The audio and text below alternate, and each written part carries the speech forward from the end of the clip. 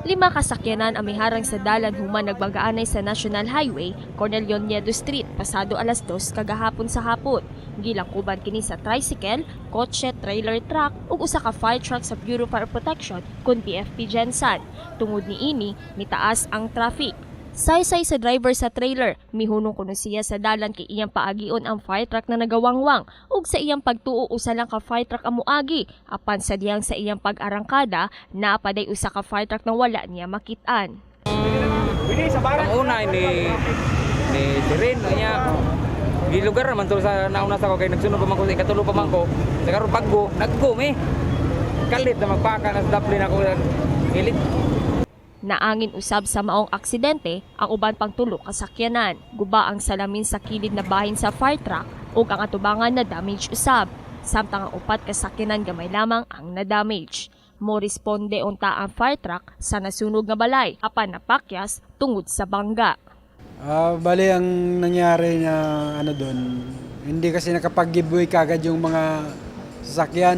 Meron na tayong wangwang, meron na tayong para makatabi sila kaso nagkaroon ng na hindi sila makapag-alis kagad kasi traffic din nung mga oras na yon. Kaya yun ang nangyari. Human sa aksidente, daling gipakuha sa Traffic Management Unit kung TMU Gensan ang mga sakyanang naangin sa bangga tungod sa taas na traffic. Dili pa makaresponde sa sunog ang maong fire truck kay nakatakda kining ayuhod.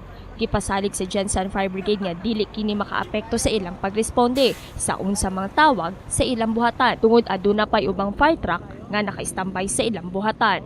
Ongoing pa rin yung ating ang responde, tuloy-tuloy pa to. Kahit anong oras na may tawag sa atin na sunog, magre-responde pa rin ang ating mga Bureau of Fire Protection na personnel para sa gampanan yung kanilang tungkulin.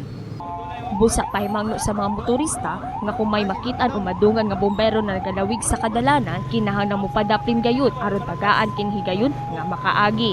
Kaya mas mabuti po na kapag nakarinig kayo ng wangwang ng fire truck, mas mainam na tumabi na lang po o bigyan ng daan yung ating fire trucks para nang sa ganun ay makapagsilbi yung Bureau of Fire Protection sa mga mamamayan na nangangailangan ng tulong at yung inyong travel din ay magiging safe din.